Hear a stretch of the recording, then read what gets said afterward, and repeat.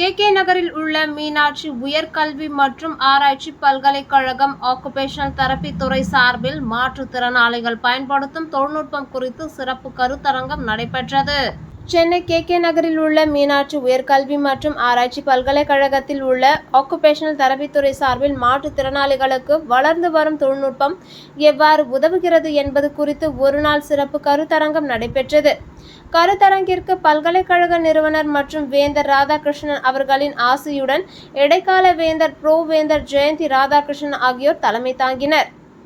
இதில் சென்னை ஐஐடி சுகாதார தொழில்நுட்பங்களுக்கான தேசிய மையத்தின் தலைவர் சாம்சன் டேனியல் மற்றும் டெல்லி ஐஐடி பியூஷ் சென்னா மற்றும் national institute of speech and hearing நிறுவனத்தை சேர்ந்த அரவிந்த் சுரேஷ் அம்பாலா புழா ஆகியோர் கலந்து கொண்டு மாற்றுத்திறனாளிகள் வளர்ந்து வரும் தொழில்நுட்பத்தை எவ்வாறு கையாளலாம் என்பது குறித்து மாணவர்களுக்கு எடுத்துரைத்தார். இயற்கை அல்லது விபத்துக்களால் ஏற்படும் ஊனத்தால் வீட்டிலேயே முடங்கி கிடக்கும் நபர்களை சுதந்திரமாகவும் மகிழ்ச்சியாகவும் வாழ்வதற்கும் தேவையான தொழில்நுட்ப உதவியுடன் சக மனிதர்களைப் போல் வாழ முடியும் என்பதை கருத்தரங்கத்தின் முக்கிய நோக்கமாக மாணவர்களுக்கு எடுத்துரைக்கப்பட்டது.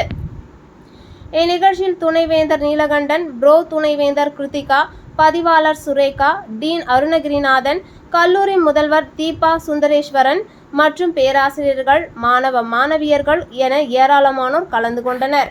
Academy of Higher Education Researchல National Conference on Emerging Trends in Health Technology and Multidisciplinary Studies பண்றோம்.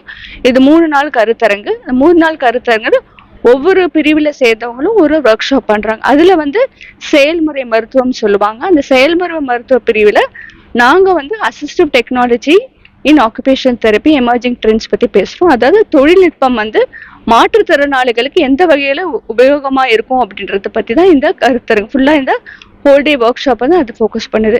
அது ஒரு மாற்றுத்திறனாளி இருக்கும் பொழுது அவங்களுக்கு ஏதோ ஆக்சிடென்ட் ஆயிடுச்சோ உடனே அவங்க லைஃப் அப்படியே முடியறது கிடையாது.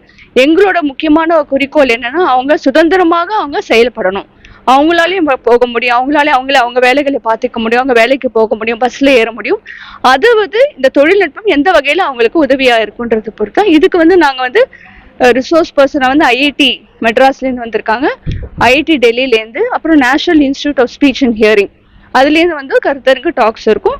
இதுல இந்த Meenakshi Academy of Higher Education ரிசர்ச்ல இருக்க மாணவிகள், அதாவது செயல் மருத்துவம் படிக்கிறவங்க, அப்புறம் ஸ்ரீ ராமச்சந்திரா இன்ஸ்டிடியூட் அதுல இருந்து மாணவர்கள் வந்திருக்காங்க. வேறு பல இடத்துல இருந்து இந்த கருத்தரங்கு ஒர்க் ஷாப்க்கு வந்திருக்காங்க. வணக்கம், என் பேர் Samson. IIT Madras National Centre for Assistive Health டெக்னாலஜிஸில் ஹெட் ஆஃப் ஆப்ரேஷன்ஸாக இருக்கனால.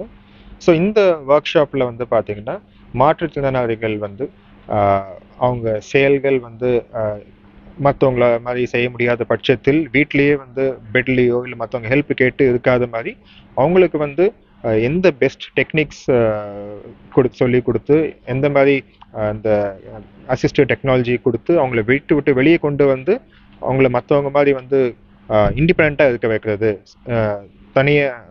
தனியாக எல்லா விஷயம் செய்ய முடியாது.